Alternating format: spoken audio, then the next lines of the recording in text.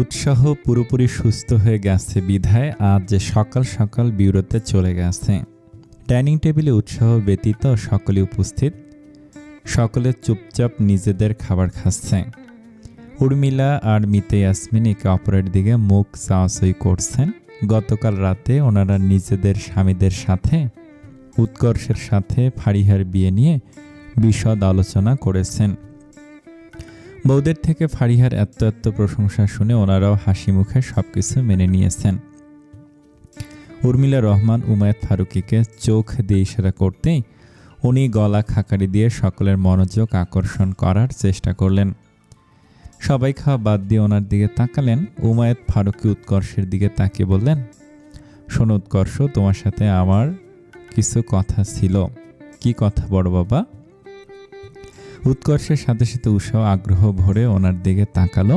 উমায়েত ফারুকী কোনো ভনিতা না করে বললেন, তোমার মা আর বড় মা তোমার জন্য পাত্রী ঠিক করেছে। মেয়েটাকে তুমি বেশ ভালোভাবেই চেনো। কথাটা কানে যেতে উষা চোখ মুখ খিঁচিয়ে নিজের জামা খামছে ধরল।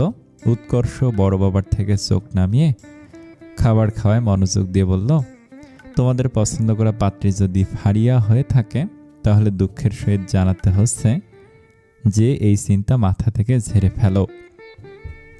মিতে ইয়াসমিন অবাক হয়ে বললেন, মানে কি? তোমার সাথে তো ফারিয়ার ভালোই মিল দেখছি আমরা। উৎকর্ষ মায়ের দিকে তাকিয়ে বলল, মা, ভালোভাবে একটু কথা বললেই কি সেটা ভালোবাসা ধরে নেবে? উর্মিলা রহমান বলে উঠলেন, কিন্তু ফারিয়া তো মনে হয় তোমাকে পছন্দ করে। সেটা ওর বিষয় বড় মা। আমার কথা আমি জানিয়ে দিয়েছি। ও আমার বোনের মতো, ওকে নিয়ে এর চেয়ে বেশি কিছু ভাবা আমার পক্ষে সম্ভব নয়। উশায়েত ফারুকী শান্ত স্বরে বললেন, দেখো বাবা, মেয়েটা বেশ ভদ্র আর সুন্দরী। এমন মেয়ে হাতছাড়া করার মতো বোকামি করো না। আর যতদূর ভালোবাসার কথা সেটা বিয়ের পর আপনা আপনি জন্মে যাবে। উষার নিঃশ্বাস বন্ধ হয়ে আসতে ধরল। ও মাথা নিচু করে দুহাত দিয়ে নিজের জামা খামছে ধরে জোরে জোরে শ্বাস নিতেছে। উৎকর্ষ আর চোখে এক পলক ওর দিকে তাকিয়ে উশায়েত ফারুকীর উদ্দেশ্যে বলল, আমি অন্ধ আশা নিয়ে কোনো সম্পর্কে জড়াতে চাই না। দয়া করে এই বিষয়টা নিয়ে আর কিছু বলো না তোমরা। মিতে ইয়াসমিন কিছু বলার জন্য মুখ খুলতে যাবেন, এমন সময় উশায়েত ফারুকী ওনাকে ইশারায় চুপ থাকতে বললেন। তারপর সবার উদ্দেশ্যে বললেন, ওর সাথে জোর জবরদস্তি করার কোনো প্রয়োজন নেই। ও যখন বিয়েটা করতে চাচ্ছে না তাহলে সেটাই হোক। এরপর আর কেউ কোনো কথা বলল না। সবাই চুপচাপ খাওয়ায় মনোযোগ দিল। খাওয়ার পর থেকে উষাকে আর দেখা যাচ্ছে না। অফিসে যাওয়ার আগে উৎকর্ষ ওর সাথে একটু কথা বলতে চায়, কিন্তু মেয়েটা ভোজবাজির মতো হারিয়ে গেছে।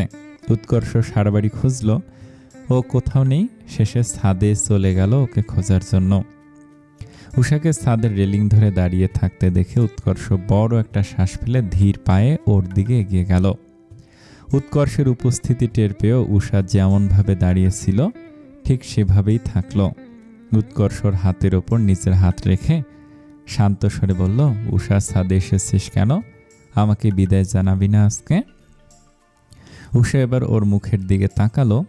ওর পানিতে টুইটুম্বুর চোখ দুটো দেখতে উৎকর্ষের ভীষণ মায়া হলো।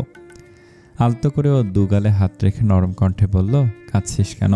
আমি কি ফারিয়াকে বিয়ে করার জন্য রাজি হয়েছি নাকি, পাগলি মেয়ে? উষা ওর দিকে তাকিয়ে ক্রন্দনরত স্বরে বলল, যদি জোর করে আপনাকে ফারিয়া আপুর সাথে বিয়ে দিয়ে দেয় তখন? দেখলেন না আপনার বউ হিসেবে ফারিয়া আপুকে সবার কত পছন্দ। উৎকর্ষ মুচকি হেসে বলল, কিন্তু আমার তো বউ হিসেবে তোকে পছন্দ। ওর কথা শুনে ক্রন্দনরত মুখে উষা সামান্য হাসল। তারপর চিন্তিত স্বরে বলল, যদি বাড়িতে আমাদের সম্পর্ক মেনে না নেয় তখন? উৎকর্ষ উষাকে নিয়ে নিজের সাথে জড়িয়ে নিয়ে বলল, অবশ্যই মেনে নিবে। উমায়েত ফারুকী উৎকর্ষকে খুঁজতে খুঁজতে ছাদে চলে এসেছিলেন। এসে সামনে এসব দৃশ্য দেখে রাগে ওনার মুখটা রক্তিম হয়ে উঠল। রক্তহীন করা কণ্ঠে চিৎকার করে বলে উঠলেন, উৎকর্ষ! ড্রয়িং রুমে পিনপত নীরবতা চেয়ে আছে। উমায়েত ফারুকী রাগান্বিত মুখে সোফায় বসে আছেন। উষা জিনির পিছনে নিজেকে আড়াল করে থরথর করে কাঁপতেছে।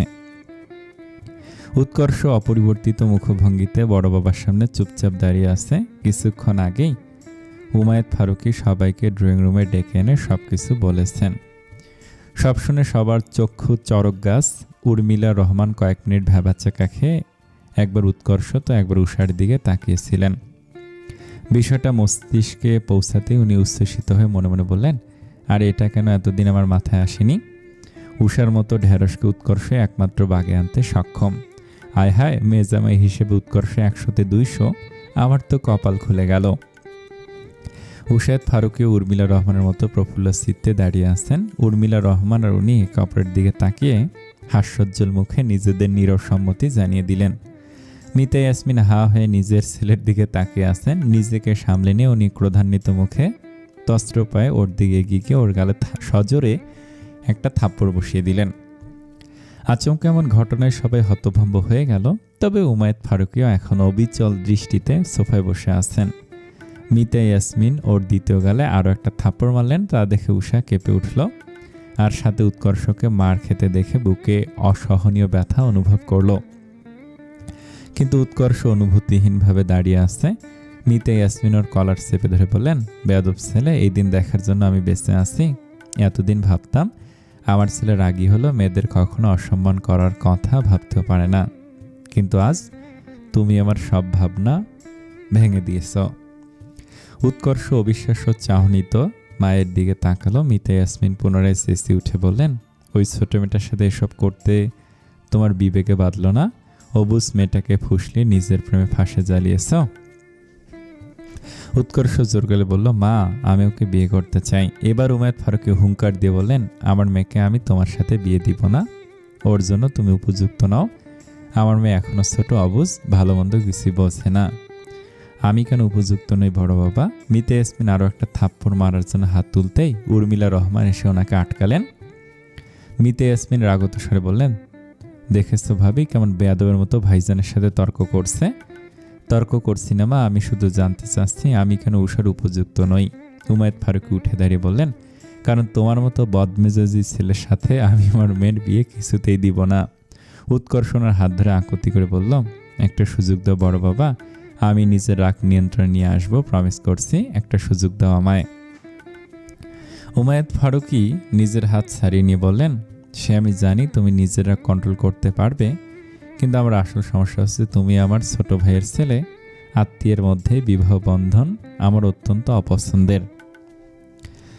উষা কান্না মিশ্রিত কণ্ঠে বুকে সাহস সঞ্চার করে বলল, বাবা, আমি ওনাকে ভালোবাসি। উমায়েত ফারুকী ধমকে উঠে বললেন, চুপ করো উষা, ভালো মন্দের কি বলছো তুমি? মিতা ইয়াসমিন বললেন, ওকে বকে লাভ নেই ভাইজান, ও এখনো অনেক ছোট, সব দোষ তো আমার ছেলের, আপনি চিন্তা করবেন না, ওকে আমি ম্যানেজ করে নিব বলে উনি গটগট পায়ে নিজের রুমে চলে গেলেন।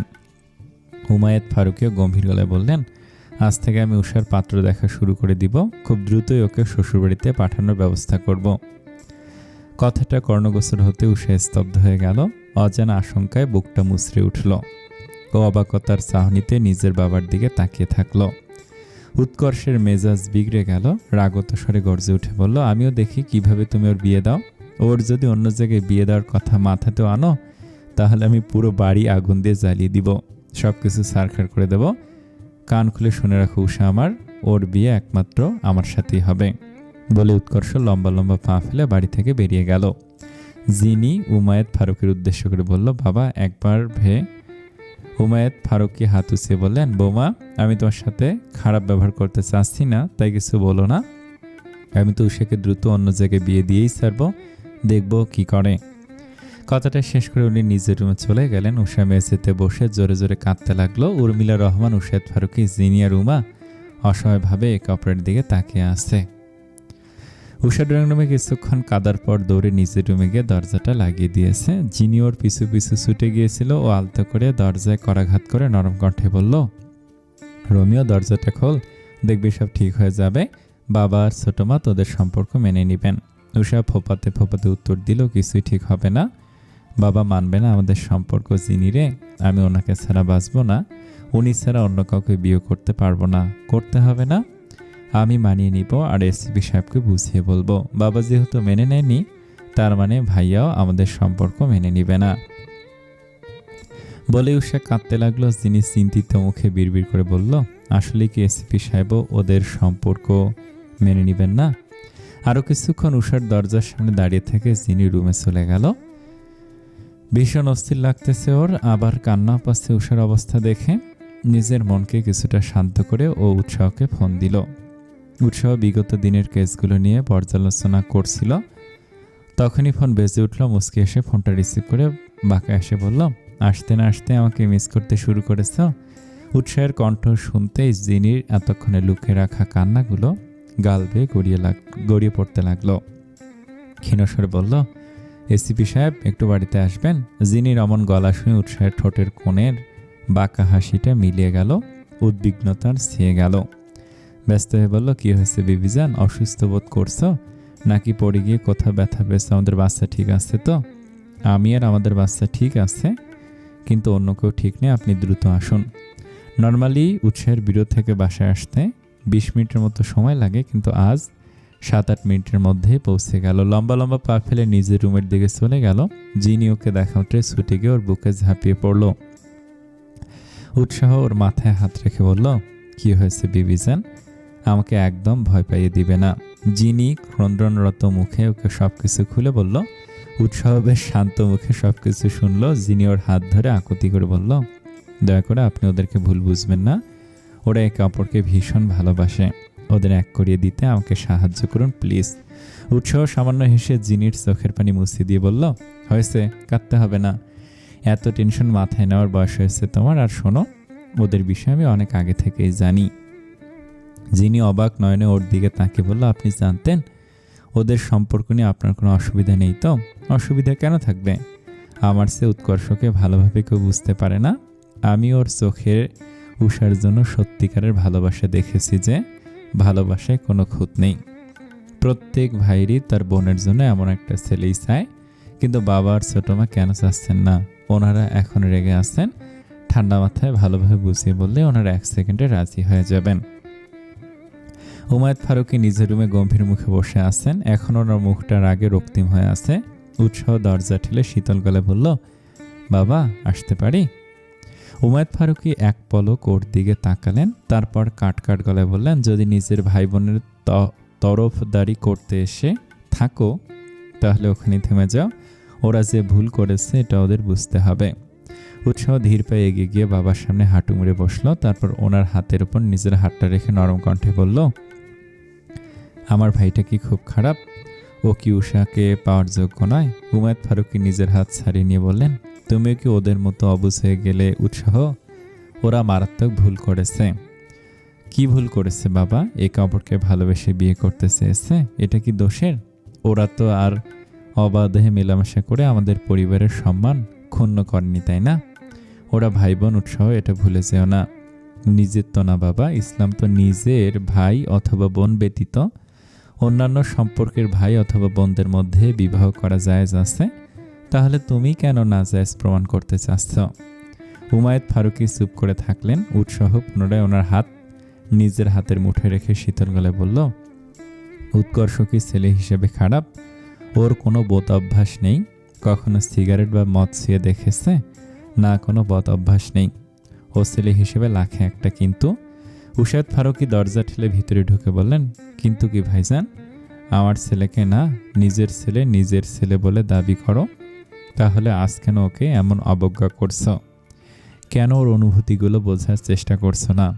আজ তুমি আমাকে চোখে আঙ্গুল তুলে বুঝিয়ে দিলে যে উৎকর্ষকে শুধু মুখে নিজের ছেলে দাবি করো, আসলে মনে মনে কখনোই ওকে নিজের মনে করনি।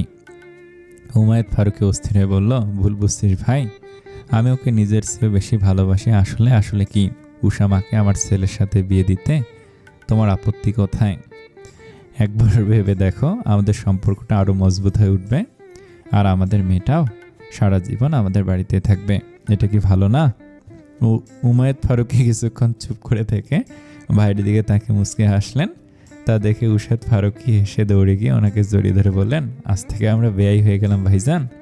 দুই ভাই একে অপরকে জড়িয়ে ধরে তৃপ্তির হাসি হাসতেছেন। তা দেখে উৎসাহ স্বস্তির নিঃশ্বাস ফেলল। মিতা ইয়াসমিন বিছানার চাদর খামছে ধরে রাগে গজগজ করতেছেন। ওনার থেকে কিছুটা দূরত্বে দাঁড়িয়ে উর্মিলা রহমান শান্ত চোখে ওনার দিকে তাকিয়ে আছেন। রাগ করে ড্রয়িং রুম থেকে আসার পর থেকে কেউ এখনো কোনো কথা বলেনি। বড় করে একটা দম নিয়ে উর্মিলা রহমান বললেন, ছোট, সমস্যা কি তোর? মিতা ইয়াসমিন খেকে উঠে বললেন, সমস্যা কি বুঝতে পারছো না? তোমার আদরের ছেলে ছোট মেয়েকে ম্যানিপুলেট করে নিজের প্রেমের জালে ফাঁসিয়েছে, তাও তুমি এতটা শান্ত কিভাবে থাকতে পারছো ভাবি? উষা না তোমার মেয়ে? উর্মিলা রহমান ওনার পাশে এসে বললেন, উষা কি এতটাই অবুঝ যে ফাঁদে পড়বে? আর তুই এমনভাবে বলছিস যেন ও কোনো খারাপ ছেলের খপ্পরে পড়েছে। ভাবি, তুমি বুঝতে পারছো না, উৎকর্ষের সাথে উষার যায় না। ছোট্ট মেয়েটাকে এত বড় একটা ছেলের সাথে কিভাবে বিয়ে দেয়? ওরা ছোট থেকে ভাই বোনের মতো মানুষ হয়েছে, এখন বিয়ে করাটা কেমন অস্বস্তিকর হয়ে যাচ্ছে না? বুঝতে তুই চাচ্ছিস না। আমরা ওদের ভাই বোনের মতো দেখলে ওরা হয়তো ছোট থেকে একে অপরকে নিজের জীবনসঙ্গী হিসেবে দেখেছে। আর এখানে সমস্যা কোথায়? ওদের বয়সের পার্থক্য দেখেছ? উর্মিলা রহমান হেসে বললেন, এটা কোনো কথা হলো ছোট? জিনি আর উৎসাহের বয়সের পার্থক্য কত সেটা মনে নেই? ওদের বয়সের পার্থক্য উষার উৎকর্ষের বয়সের পার্থক্যের সমান। দেখছো না ওরা দিব্যি হেসে খেলে সংসার করছে। আর কিছুদিনের মধ্যে আমরা নাতি নাতনিরও মুখ দেখব। মিতা ইয়াসমিন চুপ করে কিছু ভাবতে লাগলেন। উর্মিলা রহমান হঠাৎ কিছু একটা মনে পড়ে বললেন, নাকি উষার মতো মেয়েকে নিজের ছেলের বউ করতে চাস না? আমি জানি উষা কোনো কাজ ঠিকভাবে করতে বা শিখতে পারে না, তা বুঝিয়ে দিলেও সব শিখে নিবে আস্তে আস্তে। একটাবার শুধু সুযোগ দে আমার মেয়েটাকে, ও নিজেকে তোর বৌমা হওয়ার যোগ্য করে তুলবে। ভাবি, এসব কি বলছো? উষার মতো মিষ্টি মেয়েকে সবাই নিজের বৌমা করার জন্য মুখিয়ে থাকে। তাহলে তুই কেন চাচ্ছিস না মেয়েটাকে অন্যের ঘরে পাঠিয়ে দেওয়ার চেয়ে এখানে আজীবন আটকে রাখতে পারলে আমি একটু শান্তিতে মরতে পারতাম রে ছোট। ওকে নিয়ে সবসময় আমার চিন্তা হয়। মিতা ইয়াসমিন ওনার হাত ধরে বললেন, ভাবি এসব বলা বন্ধ করবে তুমি? উষাকে নিজের বৌমা করতে পারলে নিজেকে আমি ধন্য মনে করব। আসলে তখন মনে হয়েছিল উৎকর্ষ উষার সাথে ভালোবাসার অভিনয় করেছে, তাই রাগের মাথায় জানায় তাই বলে দিয়েছি।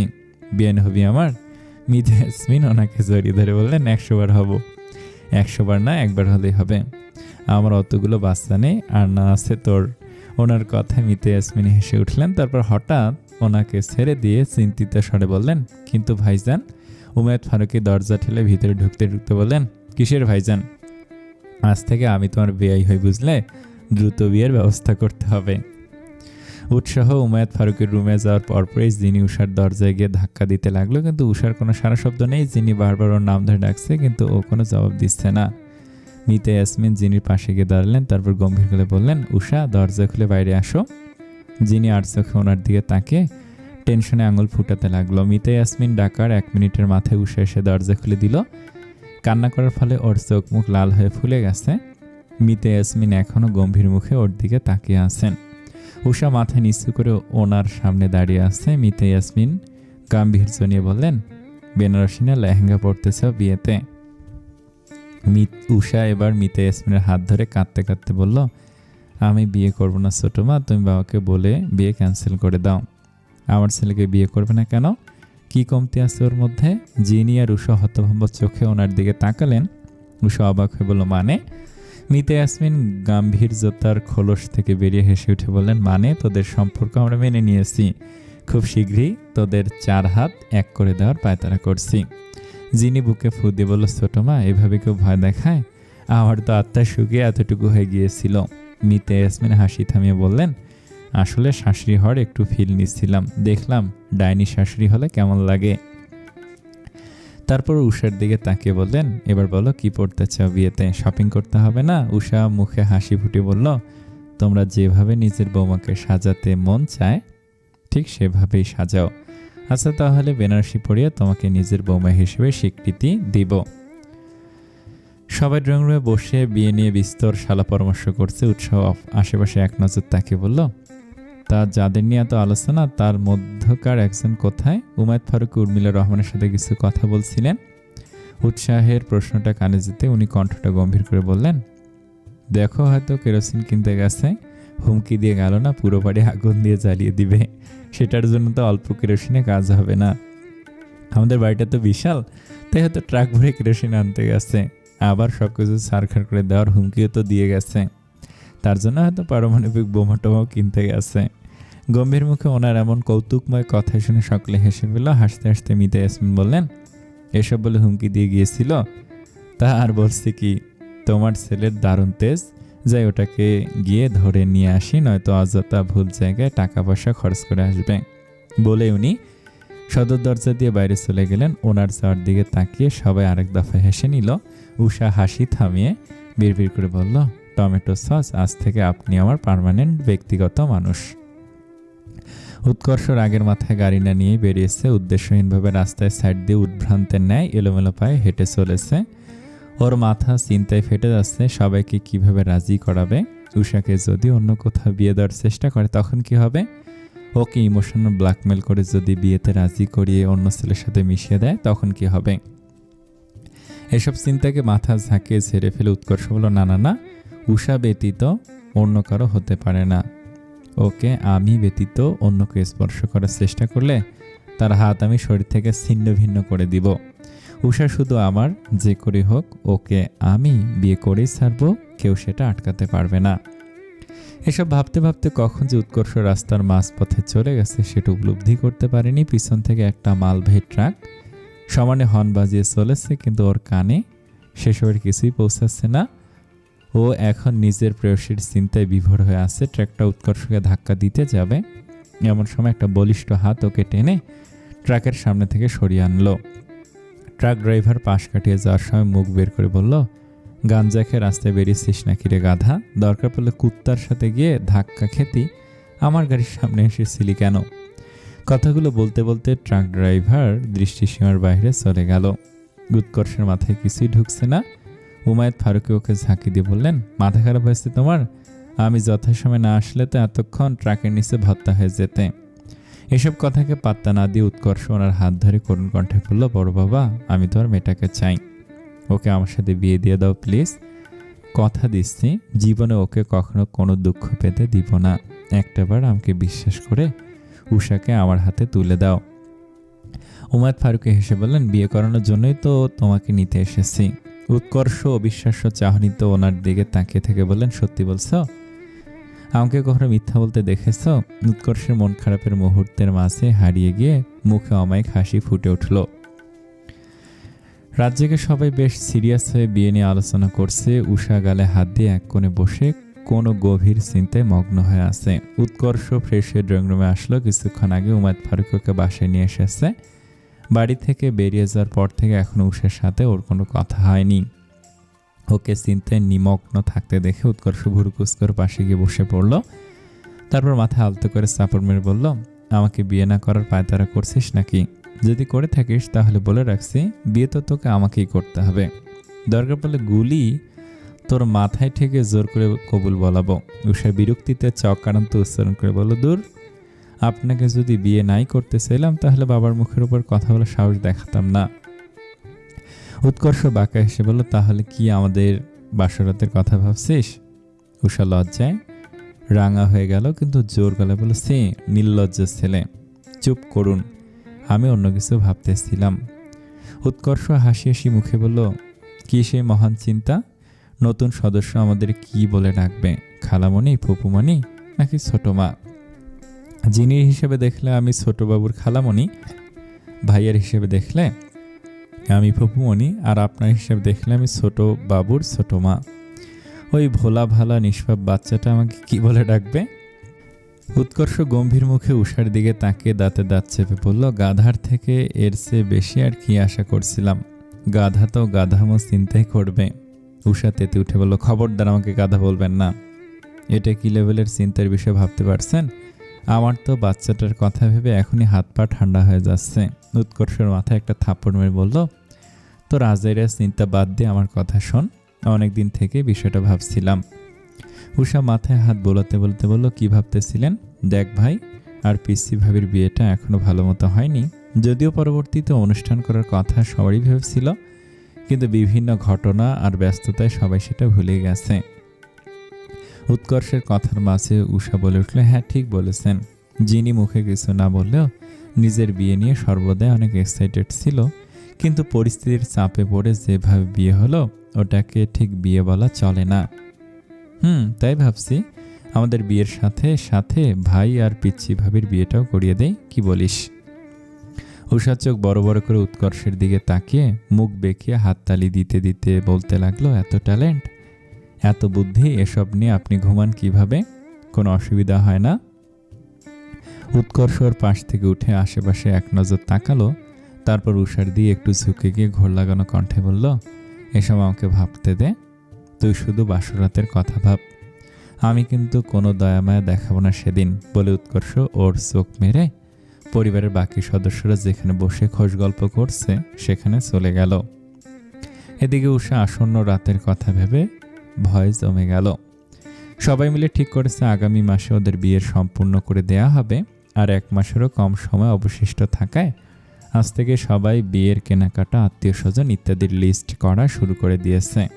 উৎকর্ষ সবার দিকে এক পলক তাকিয়ে গলা খাকারি দিল তাদের মনোযোগ আকর্ষণ করার জন্য। সবাই ওর দিকে জিজ্ঞাসু দৃষ্টিতে তাকালো। উৎকর্ষ হাত উঁচিয়ে বলল, আমার কাছে একটা প্রস্তাব ছিল। উমায়েত ফারুকী বললেন, কি প্রস্তাব? কালকের মধ্যে বিয়ে করতে চাচ্ছ নাকি? উৎকর্ষ মনে মনে বলল, কালকে বিয়ে দিয়ে দিলে আমি মাইন্ড করব না, কিন্তু মুখে বলবো না। ভাই আর পিচ্ছি ভাবির বিয়ের অনুষ্ঠান তো এখনো হয়নি, তাই ভাবছি আমাদের বিয়ের সাথে যদি ওদের বিয়েটাও দিয়ে দেওয়া হয় তাহলে খরচাটাও বেঁচে যাবে।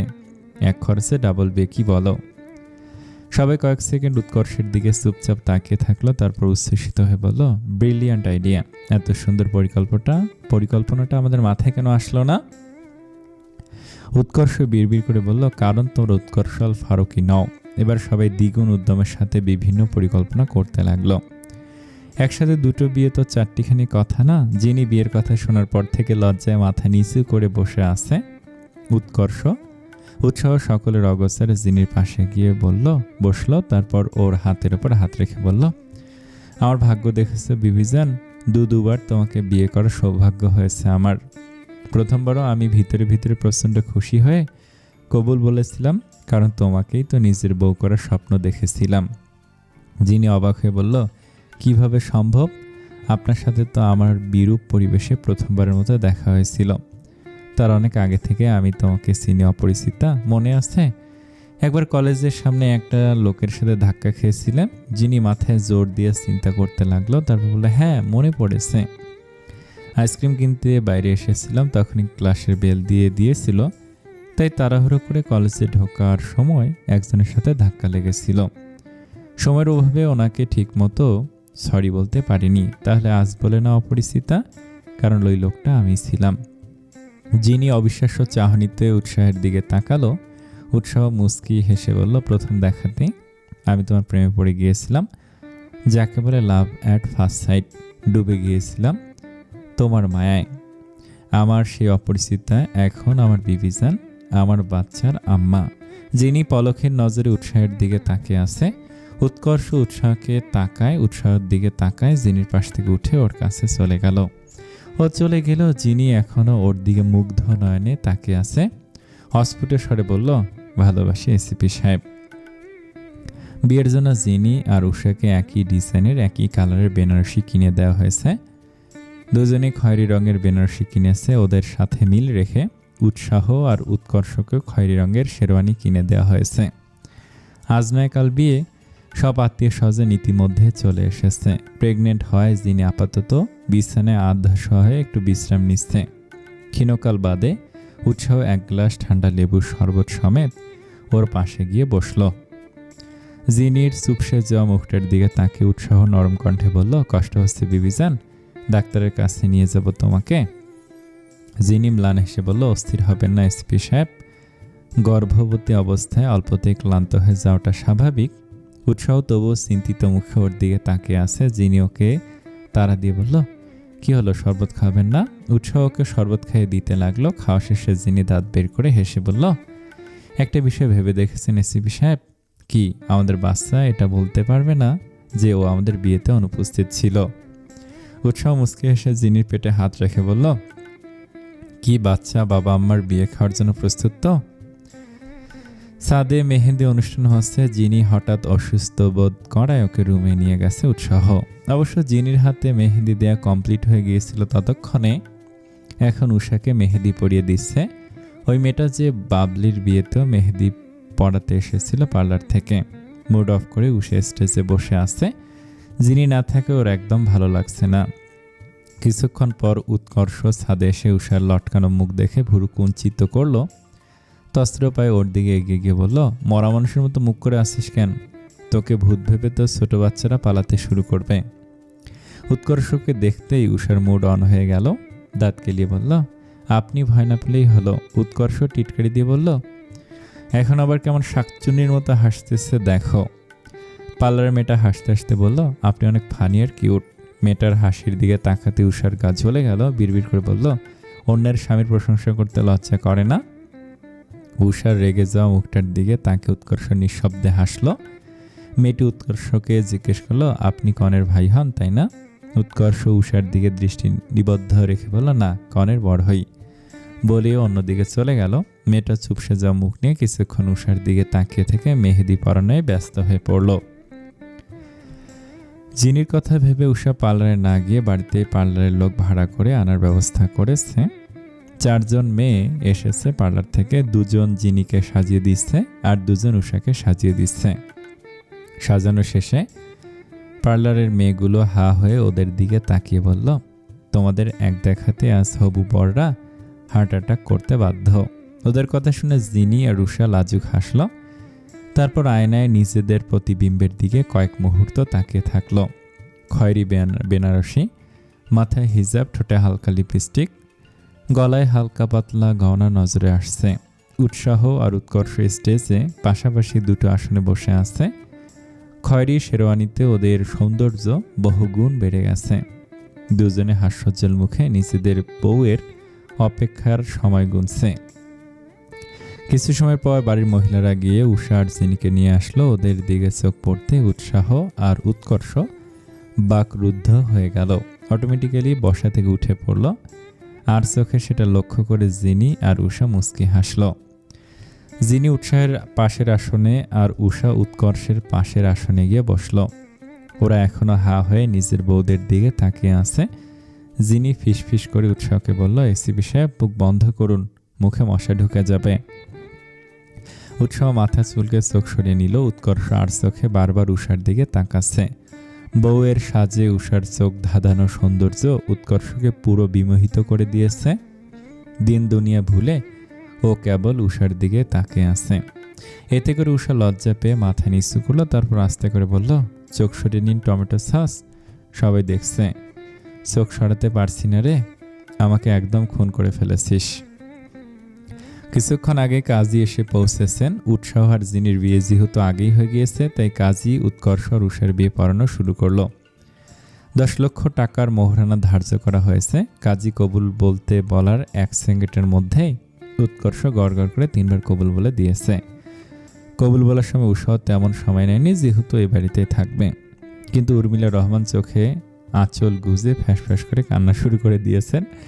তা দেখে বিরক্তিতে চোখ মুখ কুঁচকে দাঁতে দাঁত চেপে উমেদ ফারুকি বললেন, শুরু হয়ে গেছে কুমিরের কান্না। বলছি তোমার মেয়ে দোতলার প্রথম ঘর থেকে 3য় ঘরে যাচ্ছে, এখানে কান্না করার কি আছে বুঝলাম না। উর্মিলা রহমান কাঁদতে কাঁদতে বললেন, সে আপনি বুঝবেন না। উমেদ ফারুকি হতাশার শ্বাস ফেলে বললেন, আসলে আমি বুঝবো না। উমা আর কয়েকজন উৎসাহের রুমের সামনে, বাবলি আর কয়েকজন উৎকর্ষের রুমের দরজায় টান টান হয়ে দাঁড়িয়ে আছে। 2 ভাই মুরব্বীদের সাথে আড্ডা দিতে দোতলায় এসে এহেন কাণ্ড দেখে ভুরু কুঁচকে ফেলল। উৎসাহ শান্ত গলায় বলল, উমা, কি হচ্ছে এখানে? বাসর ঘর সাজিয়ে দেওয়ার পারিশ্রমিক দাও। কত চাই? উষা মনে মনে কিছু একটা হিসাব করে বলল, বেশি না, ধরো 20,000 টাকা। উৎসাহ শীতল চোখে কিছুক্ষণ কোমরে 2 হাত গুজে গম্ভীর মুখে দাঁড়িয়ে থাকা উমার দিকে তাকে বলল, আচ্ছা দিচ্ছি। তারপর মানিব্যাগ থেকে 20টা 1,000 টাকার নোট বের করে ওর হাতে দিয়ে দিল। উমা আর ওর সাঙ্গপাঙ্গরা টাকা পেয়ে হাসি মুখে বিদ্যুতের গতিতে দরজার সামনে থেকে সরে গেল।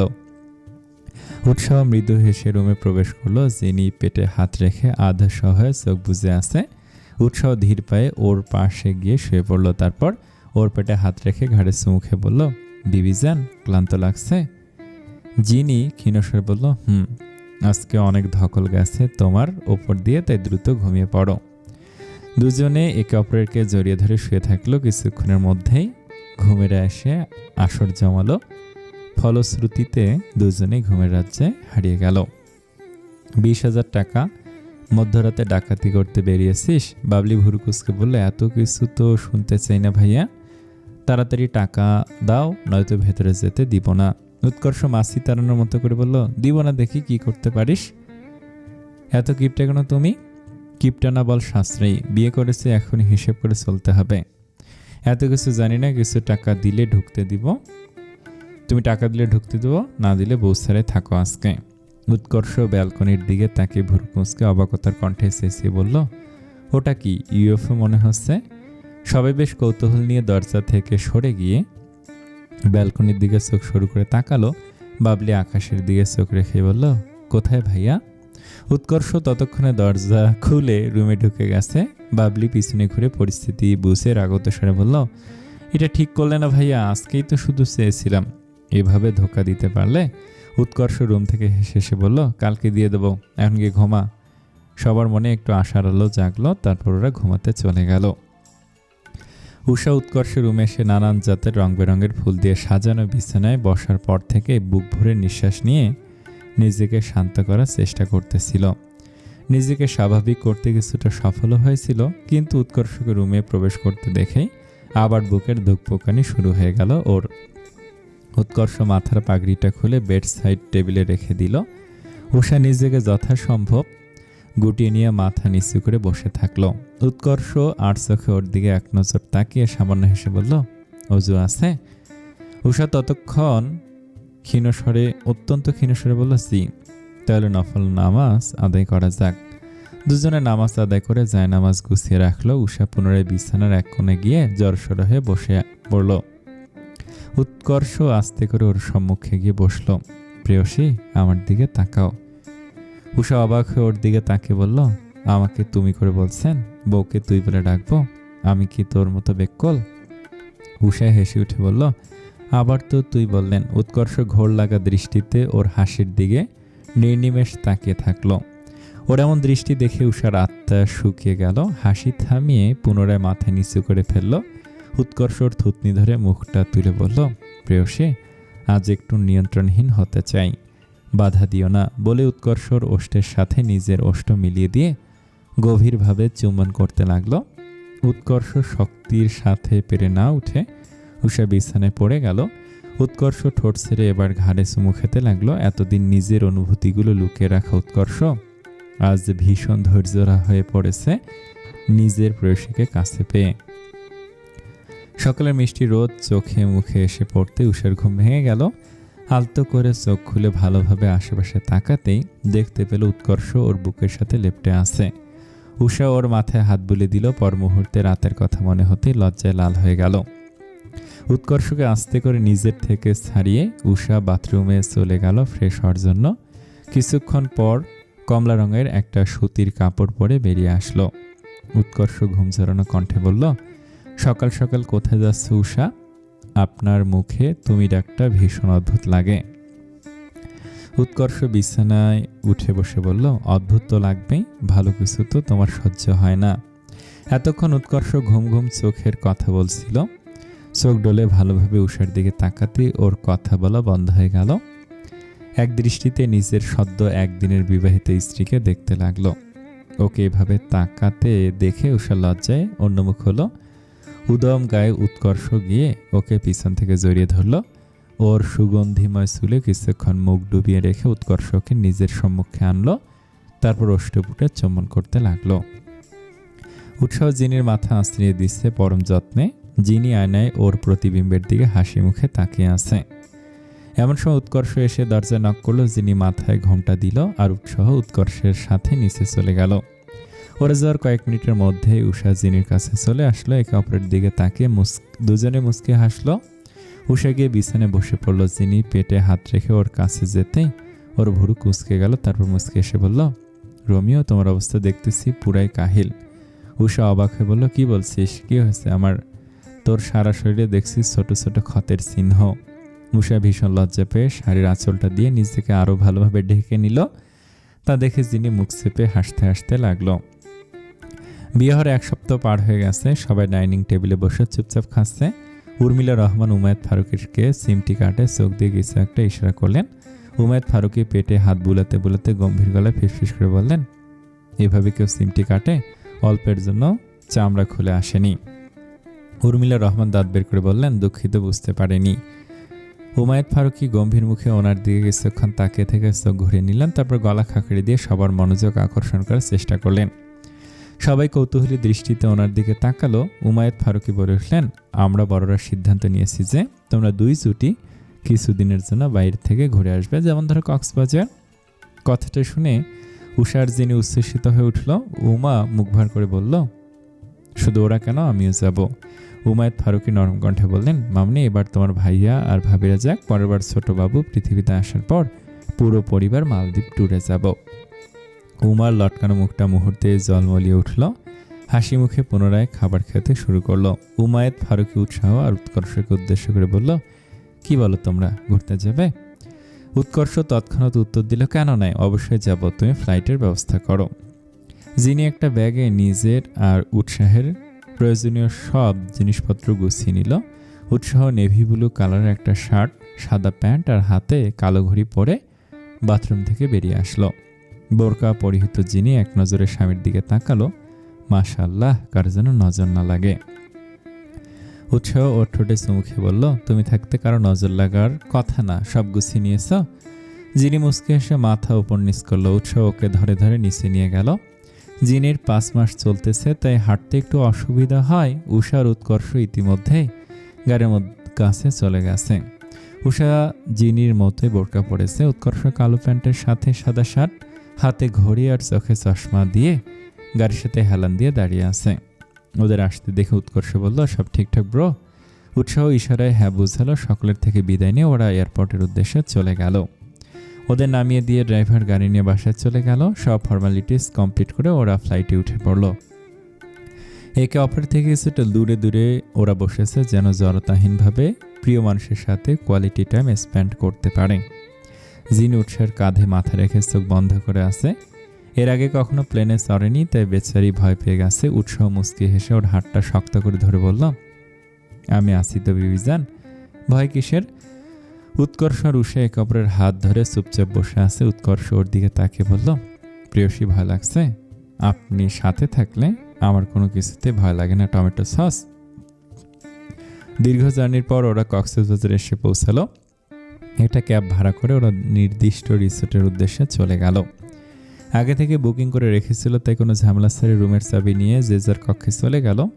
প্রথমে ওরা কিছুক্ষণ বিশ্রাম নিবে, খাওয়া দাওয়া করবে, তারপর বিকেলের দিকে সমুদ্র সৈকতে ঘুরতে যাবে। রিসোর্টটা জিনি আর উষা মুগ্ধ হয়ে ঘুরে ঘুরে দেখতেছে। রিসোর্টটার গাছগাছালি দিয়ে ঘেরাও হওয়ার এর সৌন্দর্য দ্বিগুণ বেড়ে গেছে। জিনি আর উষা গাঢ় নীল রঙের শাড়ির সাথে ম্যাচিং করা হিজাব পরে আশেপাশে ঘোরাঘুরি করতেছে। উৎসাহ আর উৎকর্ষ আসলেই ওরা সমুদ্র সৈকত ঘুরতে যাবে। ওরা অপরিবর্তিত পোশাক ওদের দিকে এগিয়ে আসলো। তারপর চারজন সমুদ্র সৈকতে চলে গেল। উষা জিনি মুগ্ধ হয়ে সমুদ্রের অপরূপ সৌন্দর্য উপভোগ করতে লাগলো। শাড়ি একটু উঁচু করে উষা সমুদ্রের পাড়ের দিকে ছুটে গেল। উৎকর্ষ ওর পিছু ছুটে গেল। ওর হাত ধরে টেনে ধমক দিয়ে বলল, সমুদ্রের ঢেউ সম্পর্কে ধারণা আছে? অল্প একটু অসাবধানতা হলে ভাসিয়ে নিয়ে যাবে। উষা ওর গাল টেনে নিয়ে বলল, আপনি থাকতে আমার কিছুই হতে পারে না। হঠাৎ মাথায় দুষ্টবুদ্ধি খেলে যাওয়ায় উষা উৎকর্ষের মুখে পানি ছিটিয়ে দিল। আচমকা এমন ঘটনায় উৎকর্ষ হতভম্ব হলেও পর মুহূর্তে নিজে ওর দিকে পানি ছিটাতে শুরু করলো। দুজনে ছোট বাচ্চার মতো খিলখিল করে হাসতে হাসতে একে অপরের দিকে পানি ছিটাতে শুরু করলো। জিনিকে ধরে উৎসাহ আস্তে আস্তে সমুদ্রের পাড় দিয়ে হাঁটতেছে। হালকা হালকা বাতাস এসে উৎসাহের চুল উড়িয়ে দিচ্ছে। জিনি সন্তর্পণে সেগুলো সরিয়ে দিতে লাগলো। জুতো খুলে দুজনে দাঁড়িয়ে পড়ল। কিছুক্ষণের মধ্যেই বড় একটা ঢেউ এসে ওদের পা ভিজিয়ে দিয়ে গেল। এতে জিনির মনের আনন্দ হাসতে লাগলো। হাসি হাসি মুখে জিনি বলল, সমুদ্রটা চমৎকার, তাই না এসিপি সাহেব? উৎসাহ শান্ত স্বরে বলল, তবে আমার বিবি জানেছে বেশি না। জিনি চকিতে উৎসাহের দিকে তাকালো। উৎসাহর চোখে চোখ নিবদ্ধ রেখে বলল, সমুদ্রের গভীরতার থেকেও আমার ভালোবাসার গভীরতা অনেক বেশি বিবিজান। তোমার ওই গহীন চোখের মায়ায় বহু আগেই নিজেকে হারিয়ে ফেলেছি। জিনি পলকহীন চোখে উৎসাহের দিকে তাকিয়ে থেকে ওর গালে হাত রেখে বলল, ঢেউছাড়া সমুদ্রের সৌন্দর্য যেমন ফিকে পড়ে যায়, তেমনি আপনিহীনা আমি রংহীন হয়ে যাই। আপনি ছাড়া আমি অপূর্ণ, আপনাতে আমি পরিপূর্ণ। এই সমুদ্রের বিশালতার মতো আপনি আমার মনে জায়গা দখল করে আছেন। আমাকে সারা জীবন এভাবেই ভালোবাসবেন তো এসিপি সাহেব? জানি না, কারণ তুমি আমার ভালোবাসা নাও। বয়সের সাথে সাথে জীবনের বিভিন্ন ধাপে ভালোবাসা স্বাভাবিকভাবেই কমে যায়, কিন্তু কারো মায়ায় পড়ে গেলে সেটা সময়ের সাথে সাথে বাড়তেই থাকে। আর তুমি আমার সেই মায়া। ডুবেছি তোমার মায়া বিবিজান যে।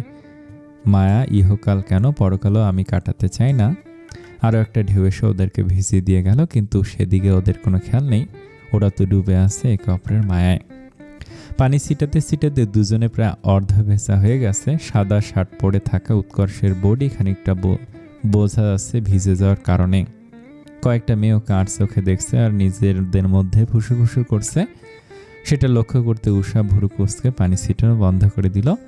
তারপর উৎকর্ষের কাছ থেকে ওকে জড়িয়ে ধরলো। উৎকর্ষ অবাক হয়ে বলল, কি করছো? ওই মেয়েগুলো আপনার বডির প্রতি নজর দিচ্ছে, তাই ঢেকে রাখছি আপনাকে। উৎকর্ষ নিঃশব্দে হেসে বলল, প্রেয়সী, আমি শুধুমাত্র তোমার আর সারা জীবন তোমারই থাকবো। উষা হাসি মুখে ওর দিকে তাকালো। উৎকর্ষ ওর দিকে কিছুক্ষণ তাকিয়ে থেকে সামনে দৃষ্টি নিবদ্ধ করে বলল, ওদিকে তাকাও প্রেয়সী। উষা ওকে জড়িয়ে রাখা অবস্থাতেই পিছু তাকালো। সূর্যাস্ত হতে চলেছে। এমনিতেই সূর্যাস্তের দৃশ্য অপরূপ সুন্দর, তার উপর সেটা যদি হয় সমুদ্রের পাড়ের সূর্যাস্ত, তাহলে তার কথাই নেই। উৎকর্ষ আর উষা মুগ্ধ হয়ে চমৎকার সূর্যাস্ত দেখল। তারপর উৎকর্ষ বলল, সূর্য যেভাবে সমুদ্রের মাঝখানে ডুবে গেল, আমি যেন তোমার মায়ে ডুবেছি প্রেয়সী। ভালোবাসি টমেটো সস। সারা জীবন আপনার সাথে সূর্যাস্ত দেখতে চাই। উৎকর্ষ উষাকে জড়িয়ে ধরে সামনে ডুবন্ত সূর্যটার দিকে অনিমেষ তাকিয়ে থাকলো। সমাপ্ত। গল্পটা আপনাদের কাছে কেমন লেগেছে প্লিজ প্লিজ প্লিজ কমেন্টে জানাবেন। আর একটা কথা, এই গল্পটা যার যার ভালো লাগছে প্লিজ লাইক করবেন। আমি দেখতে চাই কতজন মানুষ এই গল্পটা ভালোবেসেছিলেন। নতুন গল্প ইতিমধ্যে এসে গেছে, প্লিজ সাপোর্ট করবেন। আগামীকাল আর একটা নতুন গল্প আসবে, সেটাও আশা করি আপনারা ভালোভাবে নেবেন এবং দেখবেন। ধন্যবাদ সকলকে। আসসালামু আলাইকুম। অনেক ভালো থাকবেন। আল্লাহ আপনাদের অনেক ভালো রাখুক, এই প্রত্যাশায় আজকের এই গল্পটা এখানেই শেষ। আসসালামু আলাইকুম।